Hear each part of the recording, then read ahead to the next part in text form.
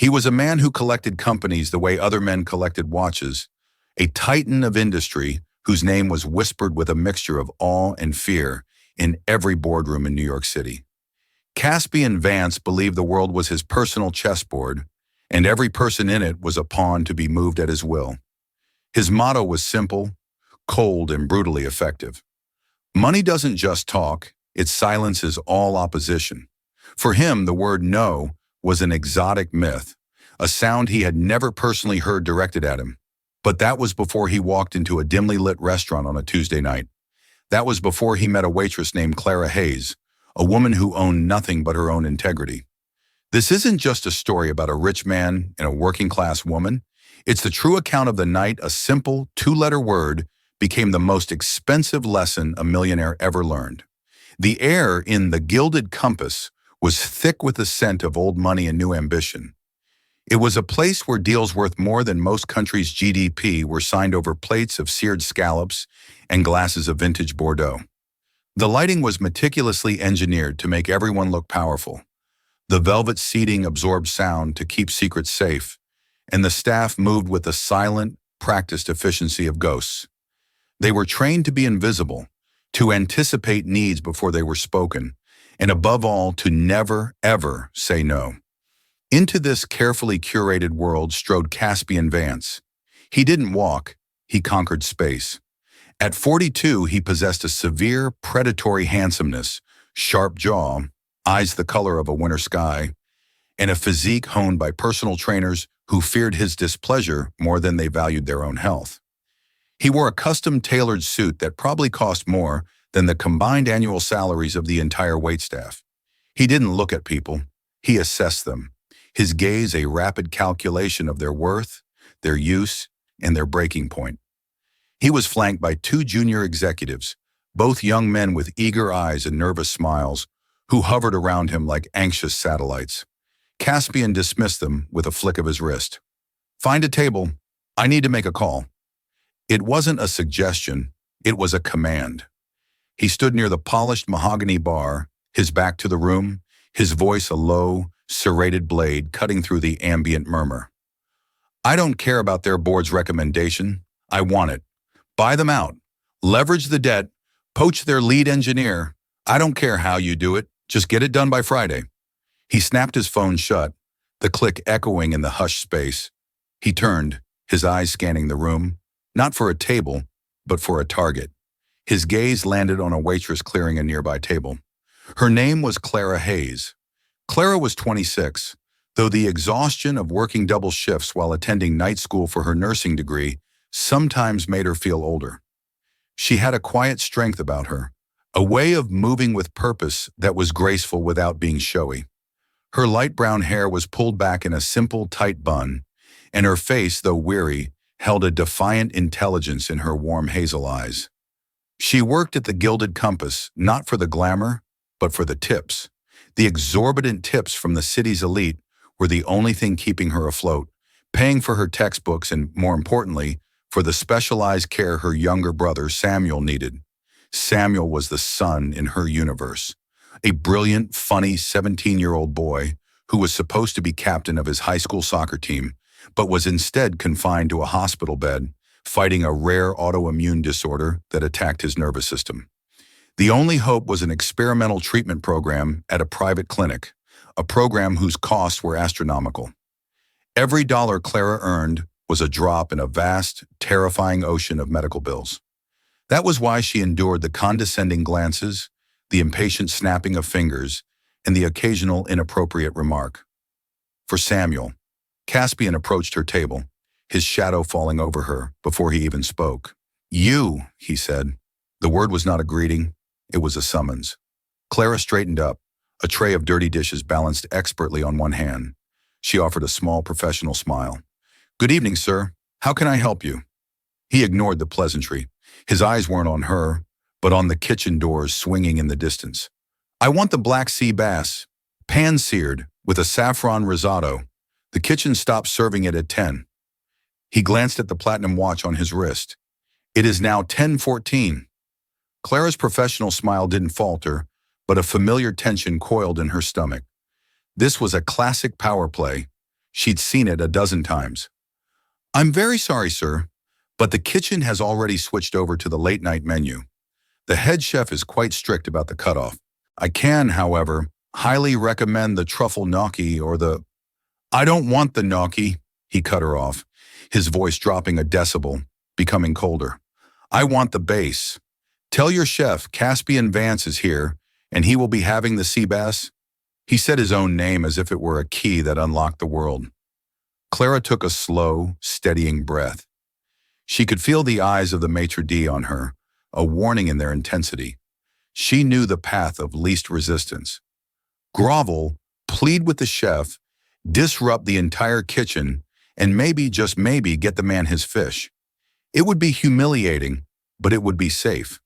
But something inside her, a stubborn little flame of dignity she inherited from her grandmother, refused to be snuffed out. "Sir, with all due respect to you and the chef, the fish station has already been cleaned and prepped for the morning service. To reopen it would compromise the kitchen's workflow and affect the orders of all the other guests." She delivered the explanation calmly, respectfully, but with a finality that was unmistakable. "I'm afraid it's not possible." A strange silence fell over their immediate vicinity. The two junior executives, who had secured a prime table, looked over with expressions of pure horror. The maitre d', Philippe, started to glide towards them, his face pale. Caspian stared at Clara.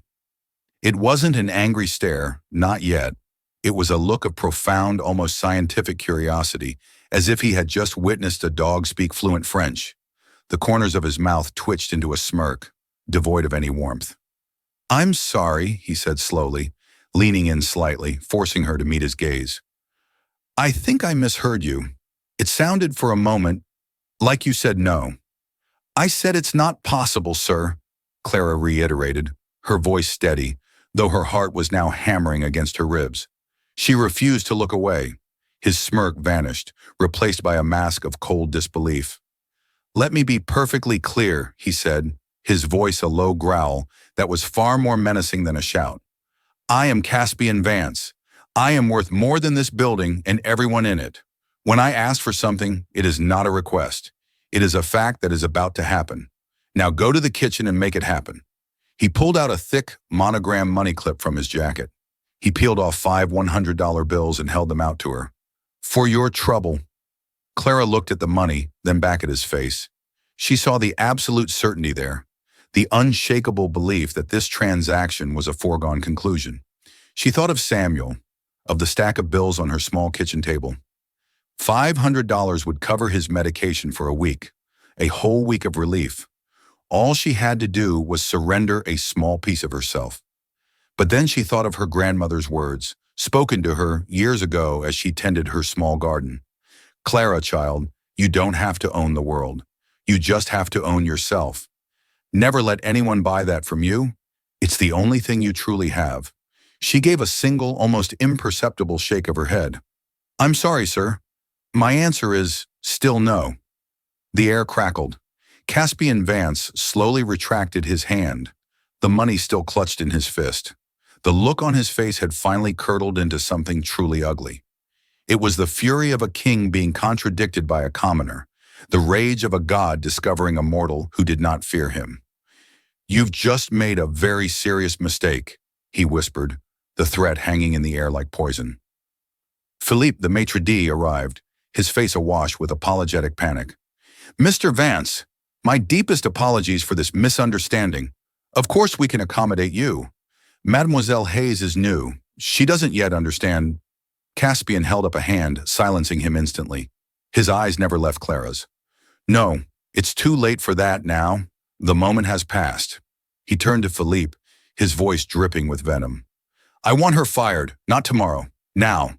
I want to watch her walk out of that door before my appetizer arrives." Philippe looked from Caspian's thunderous face to Clara's pale but resolute one.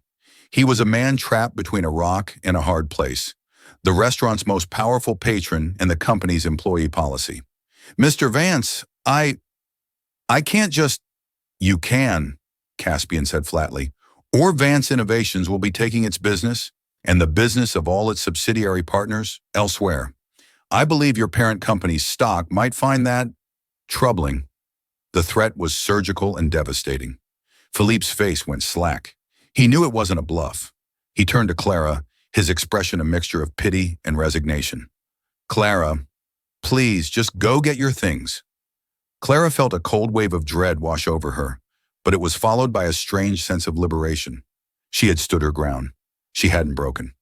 She carefully placed the tray of dishes on a nearby service stand, untied her apron, and folded it neatly. She looked Caspian Vance directly in the eye, her expression unreadable. "You have a pleasant evening, sir," she said, her voice clear and without a tremor. She turned and walked away, her back straight, her head held high. She didn't look at the shocked faces of the other diners or the pitying glances of her colleagues. She walked past the bar, through the ornate lobby, and out the heavy glass doors into the cool New York night.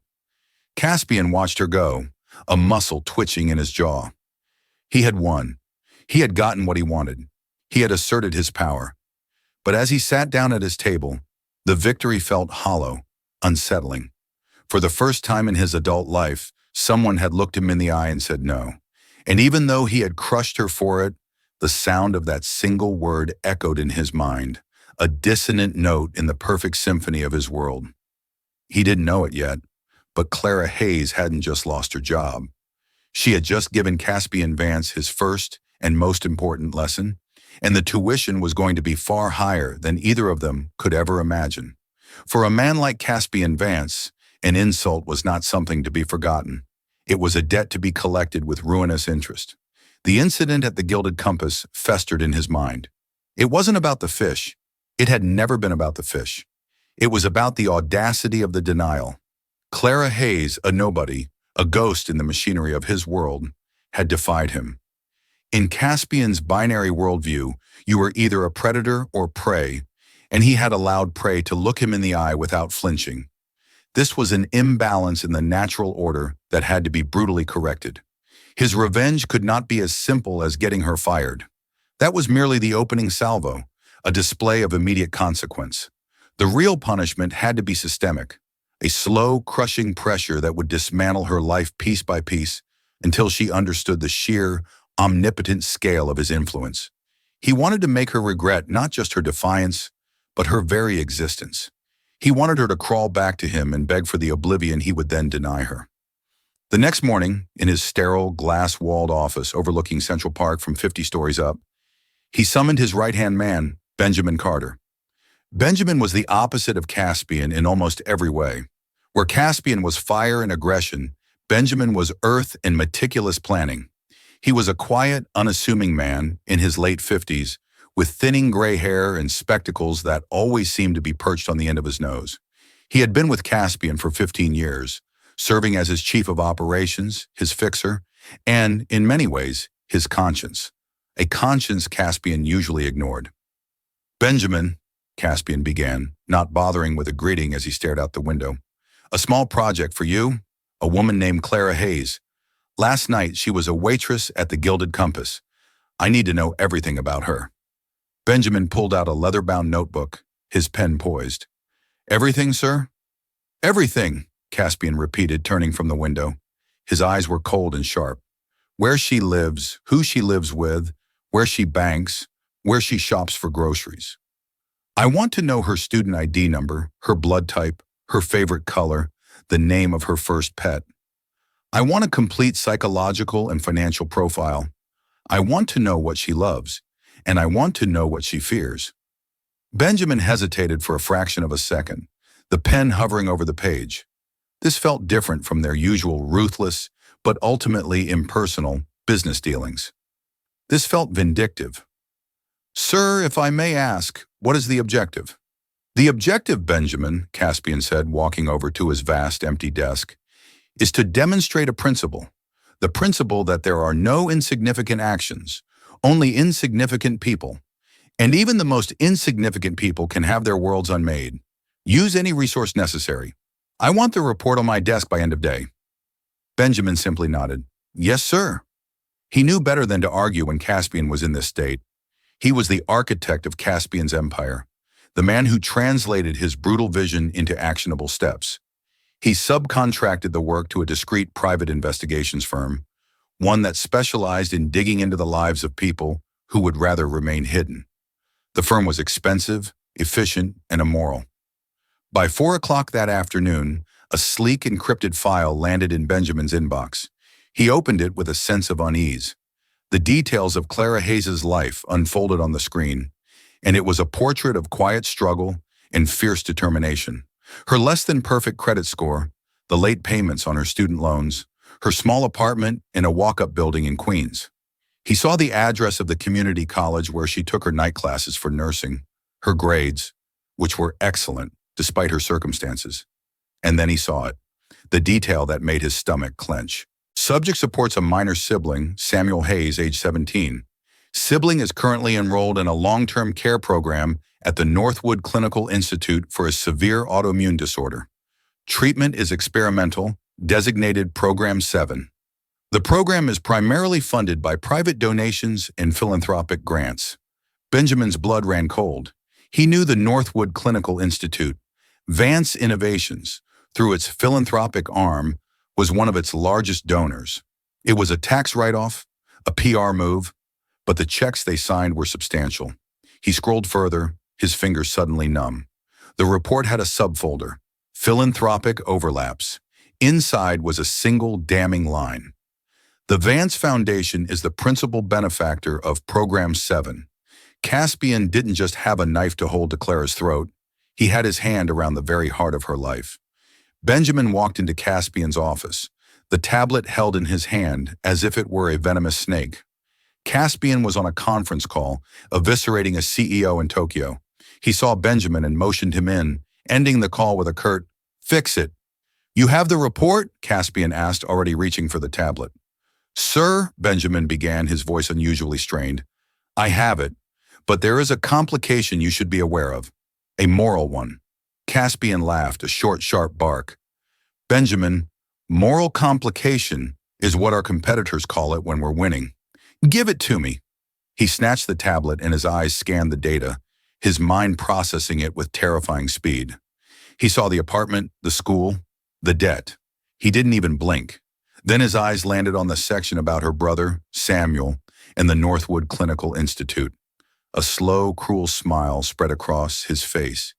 It was the smile of a predator that had not just cornered its prey, but had found its young.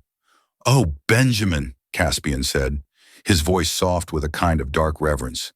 "This isn't a complication. This is poetry." He stood up and walked back to the window, the city lights beginning to glitter below as dusk fell. "It's perfect. It's so much better than I could have imagined. Ruining her finances would have been crude. Getting her expelled from her little nursing school would have been petty." He turned back to Benjamin, his eyes alight with a feverish intensity. "But this touches the soul. This is a lesson in absolute power. She took away my choice to have a piece of fish. I will take away her brother's choice to have a future." Benjamin felt sick. "Caspian, for God's sake, the boy is sick. This is a line we have never crossed." "We have never needed to," Caspian snapped, his voice ringing with authority. "She crossed a line with me. She introduced the word no into our vocabulary. I am simply responding in a language she will understand. The language of loss." "What are you going to do?" Benjamin asked, his voice barely a whisper. "You are going to draft a letter to the board of the Northwood Institute," Caspian instructed, his tone all business now. "You will express the Vance Foundation's sudden and grave concerns about the viability and cost-effectiveness of Program 7. You will suggest that our funding, all 8 figures of it, is under immediate review and will likely be redirected to more promising avenues of research. Make it sound professional, full of corporate jargon, but make the threat unmistakable." "This will destroy that program," Benjamin stated, his face ashen. "It won't just affect her brother. It will affect dozens of other patients." "Collateral damage," Caspian said with a dismissive wave of his hand. "An unfortunate but necessary consequence of one woman's arrogance. And then," he continued, a glint in his eye, "we wait. We let the hospital deliver the news. We let her feel that cold dread, the utter helplessness. We let her realize that her single act of defiance has doomed the person she loves most. And when she is truly broken, when she has nowhere left to turn, she will come to me, and I will finally get what I want. And what is that, sir? Benjamin asked, dreading the answer. Caspian smiled, a thin, predatory line. An apology, a proper one, on her knees, if necessary, and perhaps a demonstration that she has learned her lesson. Perhaps she'll pour my coffee every morning for a month. I haven't decided on the specifics. The beauty is, I'll have all the options. Benjamin stood frozen in the opulent office, the city lights blurring through the window.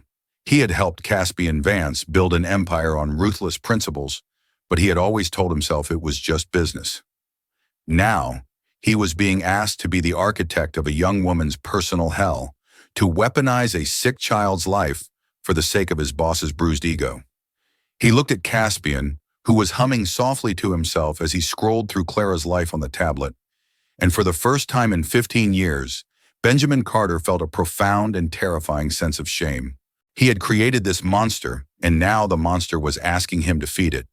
The days following her dismissal from the Gilded Compass were a blur of anxiety and grim determination for Clara. The loss of the job was a body blow, not to her pride, but to her ledger. The high-end tips were gone, replaced by the trickle of cash she could make from occasional catering gigs she found on a community board. She immediately cut back on everything, walking instead of taking the subway, eating pasta and rice for every meal, turning the heat down in her small Queens apartment until she could see her breath in the mornings. Her landlady, a kind, bustling Dominican woman named Elena Rodriguez, noticed her plight and often left a container of hot stew outside her door, pretending it was just leftovers. Clara's main focus, however, remained unwavering. Every evening, after a fruitless day of job hunting for something that could fit around her nursing school schedule, she would take the long bus ride to the Northwood Clinical Institute. The sterile, antiseptic smell of the hospital was, to her, the smell of hope. Samuel was having a good week. The experimental drugs in Program 7 seemed to be working, taming the storm inside his body. The tremors in his hands had lessened, and the color was returning to his cheeks. They would talk for hours, Clara helping him with his online schoolwork, Samuel teasing her about her terrible taste in music. In those moments, sitting by his bedside, the weight of her own problems seemed to lift. His smile was her fuel, the sole reason for her fight. "You look tired, Clara," he said one evening, his voice clearer and stronger than it had been in months. "Are you okay?" "Just busy," she lied with a bright smile. "Nursing school is no joke. They're working me to the bone." She would never tell him about her job, about the precariousness of their situation. Her role was to be his rock, not another source of worry. Her peace was shattered a week later. It arrived in a crisp, professional-looking envelope from the Northwood Institute, addressed to her as Samuel's legal guardian.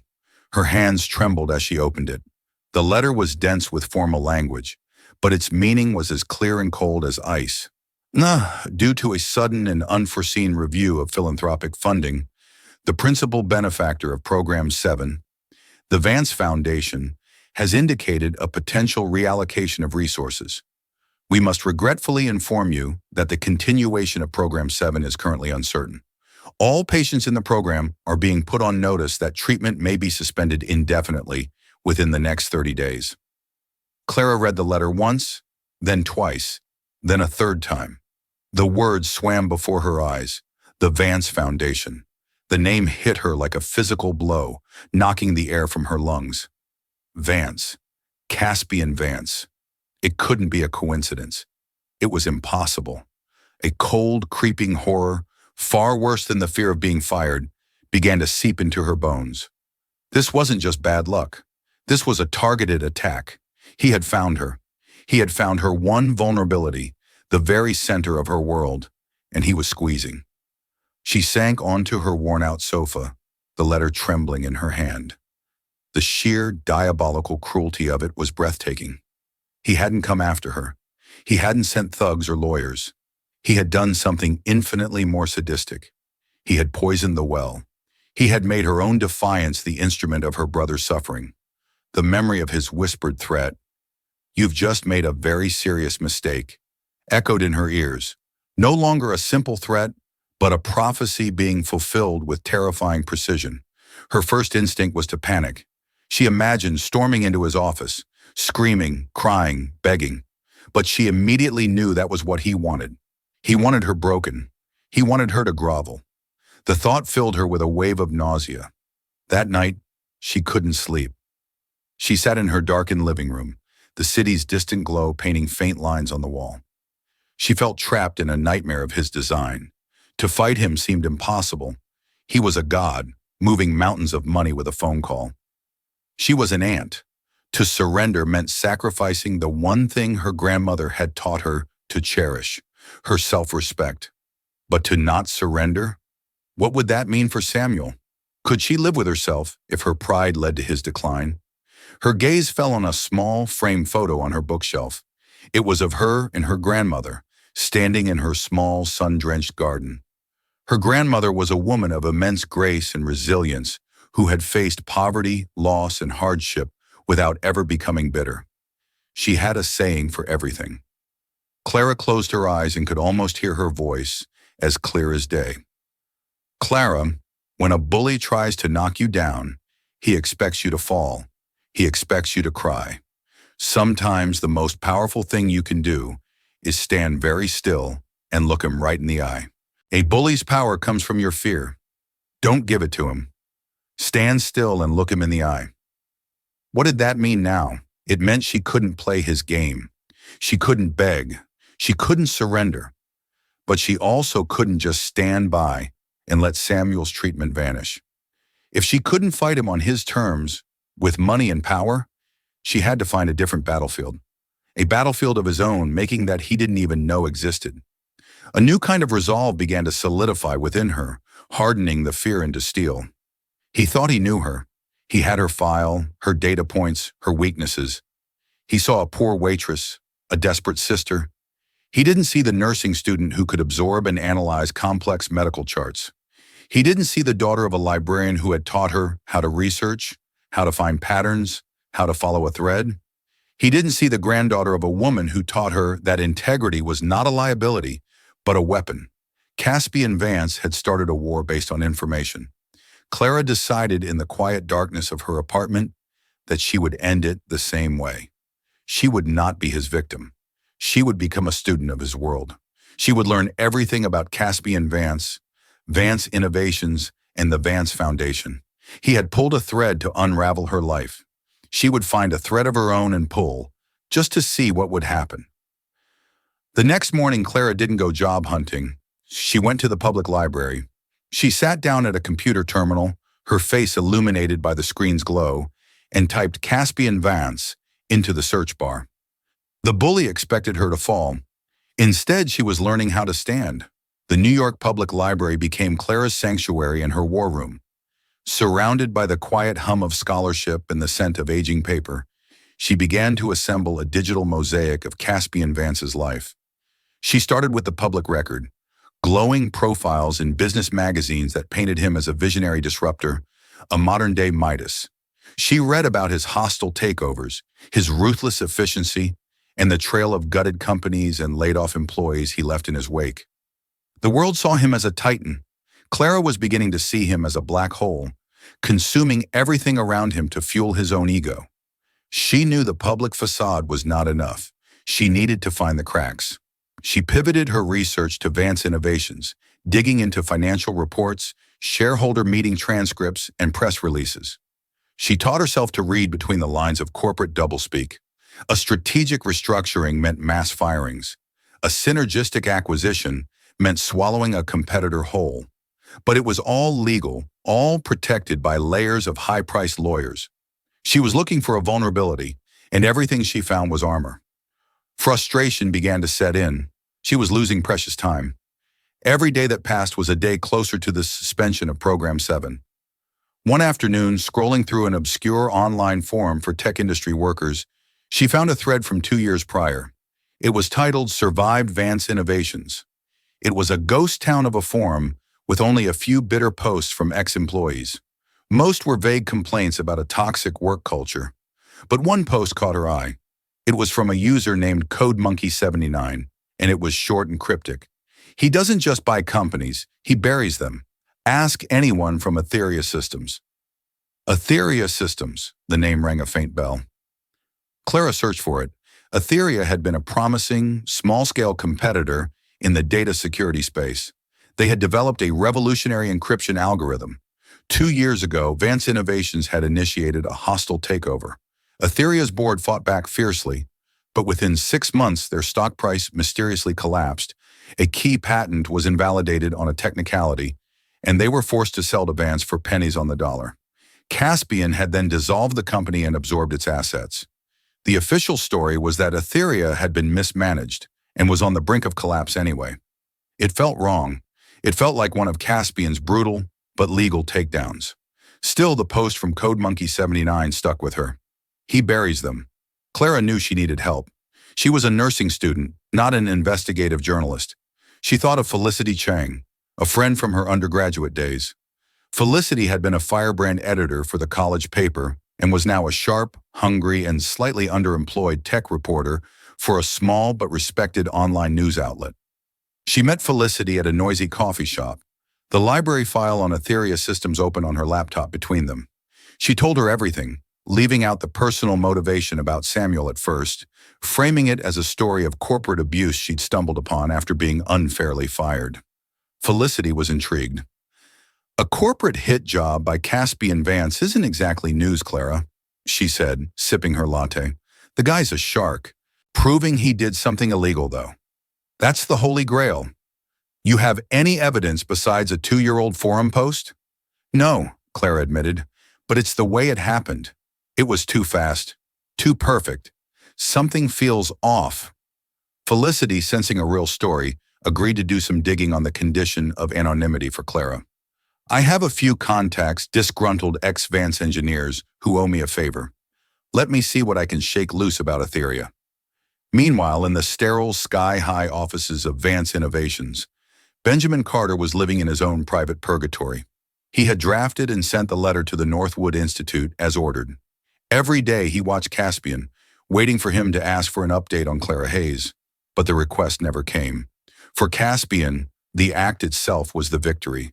The outcome was a foregone conclusion. He had moved on to dissecting another company, another life. But Benjamin couldn't move on. The thought of the sick boy, Samuel, gnawed at him.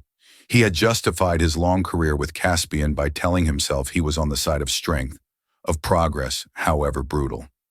But this wasn't strength. It was cruelty for cruelty's sake. It was a line he never thought he'd cross, and now his footprints were all over it. His guilt coalesced into a quiet rebellion. During his lunch breaks, he started his own discreet research. He pulled the old files on the Etheria Systems acquisition. As chief of operations, he had access to everything. He remembered the acquisition being particularly nasty. He reviewed the internal communications, the timelines, the reports from their external consultants. And then he found it, an invoice, a single multi-million-dollar payment to a shell corporation in the Cayman Islands, listed under Acquisition Logistics. The payment was authorized by Caspian himself a week before Etheria's stock began its nosedive. Benjamin felt a chill run down his spine. This was it, the smoking gun. This wasn't just a hostile takeover.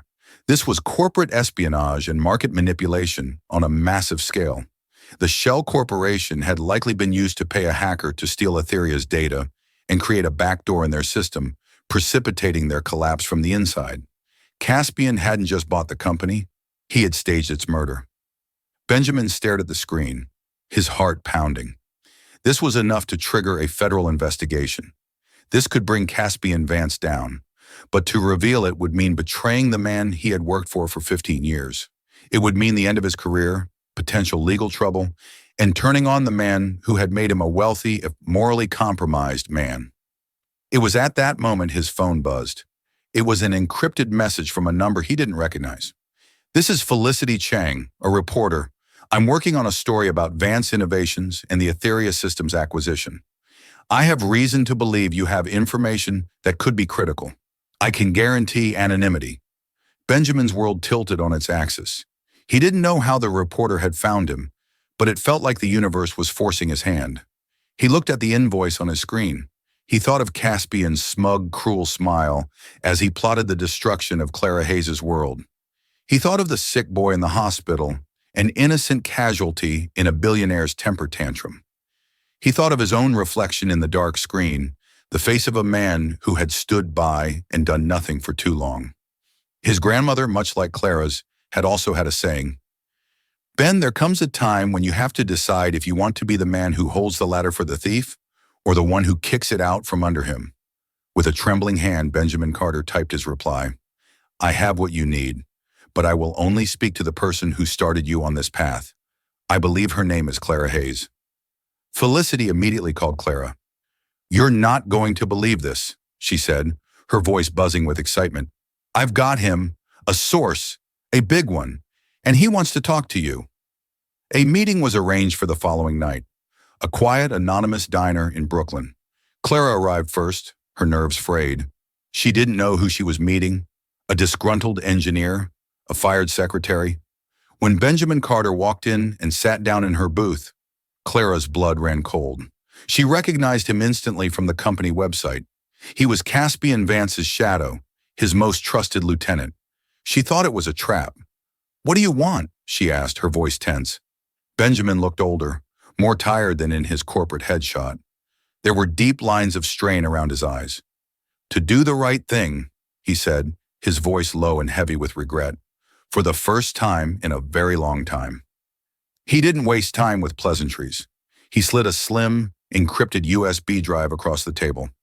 "Everything is on there," he said. "The proof of what he did to Etheria Systems. Internal emails, bank transfers to the Shell Corporation, Caspian's direct authorization. It's enough to trigger an SEC investigation that will cripple him." Clara stared at the drive, then at him. "Why? Why are you doing this?" Benjamin met her gaze, and for the first time, she saw not a corporate suit, but a man in pain. "Because he used me to draft the letter to the Northwood Institute. Because he weaponized a sick child's life to settle a score over a piece of fish. I have helped him build an empire, but I will not help him destroy innocent people for sport. He taught me about power, Miss Hayes, but you reminded me about decency." He stood up to leave. "Use it," he said. "The news outlet can break the story. It will be a firestorm. He'll be too busy trying to save himself to worry about you or your brother. The board will panic. The foundation will reverse its decision on the funding immediately to distance themselves from the scandal." He paused at the end of the booth. "He thinks he's untouchable. It's time he learned that everyone has a weakness. His is that he believes men like me are loyal to him. We're not. We're loyal to the power. And the moment he shows a crack, the power shifts." He walked out of the diner, leaving Clara sitting alone in the booth, the small USB drive in her hand. It felt impossibly heavy. It was the thread she had been looking for, and it was attached to the very heart of Caspian Vance's dark empire. The power had, indeed, just shifted. The story broke on a Wednesday morning. Felicity Chang's outlet, The Digital Sentinel, ran it as their lead feature. The headline was explosive. "Vance's Ghost Inside the Illegal Takedown of Etheria Systems. Leaked files implicate CEO Caspian Vance in corporate espionage and market manipulation." The article was a masterpiece of investigative journalism, meticulously laying out the timeline, the evidence from the USB drive, and supported by anonymous quotes from Felicity's other sources. It was a surgical strike, and its impact was immediate and catastrophic. Caspian Vance was in a board meeting, berating his legal team about a minor regulatory issue, when his phone and the phones of everyone else in the room began to buzz incessantly. He silenced his with a glare, but he saw the look of sheer panic on the faces of his executives as they read the notifications. "What is it?" he demanded, his voice sharp. A young vice president, his face white as a sheet, hesitantly turned his screen towards Caspian. He saw the headline. For a moment he didn't react. He simply stared, the words failing to compute. It was like reading his own obituary. Etheria Systems, the Shell Corporation, the invoice. How? His mind raced, sifting through possibilities, looking for the source of the leak, the point of betrayal. His gaze swept around the room, suspicion poisoning the air. Who had access? Who had the motive? His eyes finally landed on the empty chair at the table. Benjamin Carter's chair. Benjamin had called in sick that morning for the first time in 15 years. The betrayal hit him with the force of a physical impact. Benjamin, his quiet, efficient, loyal Benjamin. It was unthinkable. Before he could even process the betrayal, the consequences began to rain down. The company's stock, visible on a large screen on the wall, went into freefall, a plummeting red line of disaster. A Chiron on a financial news channel, playing silently in the corner. Flashed, SEC announces immediate investigation into Vance Innovations. His world, so carefully constructed, so ruthlessly controlled, was shattering in real time. His intercom buzzed. It was his personal secretary, her voice trembling. "Sir, there is a Miss Clara Hayes here to see you. She says you're expecting her." Clara, the waitress. A wave of pure, unadulterated rage washed over him, momentarily eclipsing the panic. It was her. This was all her. The insignificant waitress had somehow orchestrated this. The sheer impossibility of it was maddening. "Send her in," he growled, waving everyone else out of the boardroom. "Now!" His executives scrambled out, avoiding his gaze, their own futures flashing before their eyes. Caspian stood alone in the vast room, surrounded by the screens that now broadcast his ruin. The glass walls that had once been a symbol of his power and transparency now felt like a cage, putting him on display for the world to see him bleed. Clara walked in. She was not the weary, uniformed waitress he remembered. She wore a simple dark blouse and slacks.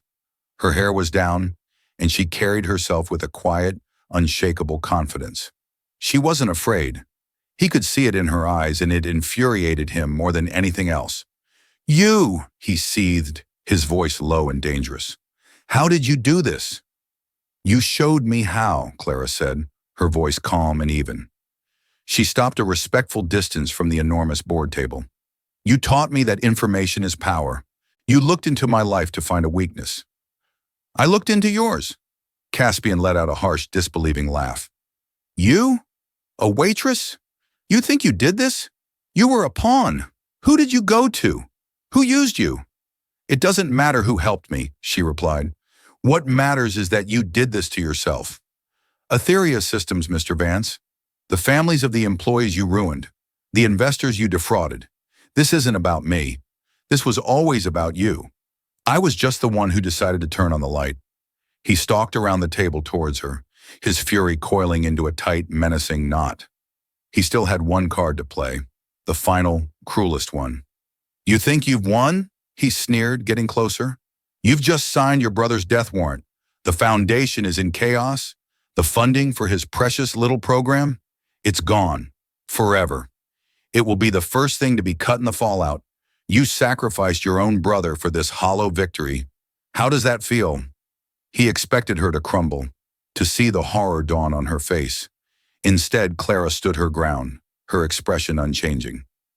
"I got a call this morning, actually," she said coolly, "from the chair of the Northwood Institute's board. It seems that in light of the disturbing allegations against you, the Vance Foundation's board members held an emergency vote. They've moved to oust you as chairman, and their first act, as a gesture of goodwill and to distance the foundation from your personal vendettas, was to unanimously approve a motion to fully and permanently endow Program 7. Samuel's treatment is secure, forever." The blood drained from Caspian's face.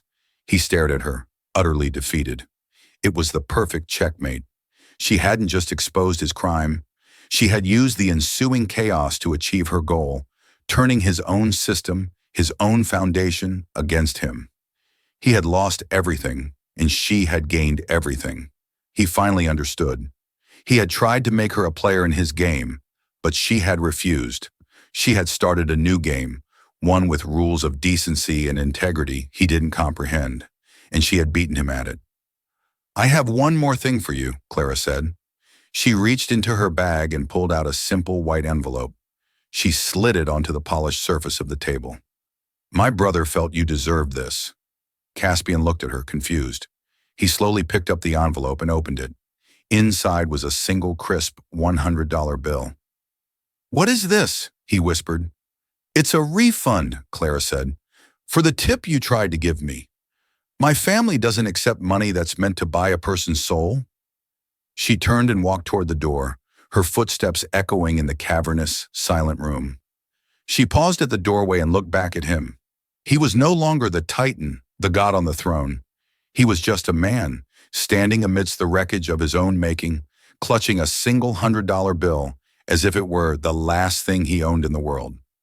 "No one says no to you, Mr. Vance," she said, her voice soft but clear. "That's what you believe. But you're wrong. A no isn't just a word. It's a boundary. It's the line where your power ends and another person's humanity begins. It's the most important lesson in the world. And I'm sorry it had to cost you so much to learn it." She walked out, leaving him alone with the blaring screens, the plunging stock market, and the deafening silence of his own failure. The fallout from Vance's ghost was a corporate nuclear winter. Caspian Vance was stripped of his titles, CEO of Vance Innovations, chairman of the Vance Foundation, within 48 hours. The SEC froze his assets pending their investigation, and a flood of civil lawsuits from former Etheria Systems shareholders and employees buried him under a mountain of litigation. His empire, built on fear and intimidation, crumbled not with a bang, but with the quiet, efficient clicks of lawyers filing motions and board members protecting their own interests. The men and women who had once trembled in his presence now refused to take his calls. The power had shifted, just as Benjamin Carter had predicted. Caspian was never convicted of a crime in a way that led to prison. With a fraction of his remaining untangled wealth, he hired a team of lawyers who were masters of delay and obfuscation. They negotiated a massive settlement with the SEC and created a restitution fund for the victims of the Etheria takedown. It cost him 90% of his fortune. He was left a wealthy man by any normal standard. But in the world he had once ruled, he was a pauper, a pariah. He sold his 50-story glass office, his fleet of cars, his penthouse overlooking the park. He moved into a quiet, respectable, but utterly anonymous apartment on the Upper West Side. The arrogance was gone, beaten out of him by months of depositions and public humiliation. It was replaced by a hollow, gnawing emptiness. He had spent his entire life accumulating power, believing it was the only thing of value. Now stripped of it, he had nothing to define himself by. He was just a man, alone in a quiet room, haunted by the echo of a single word. No. Clara Hayes never saw Caspian Vance again. She didn't want to.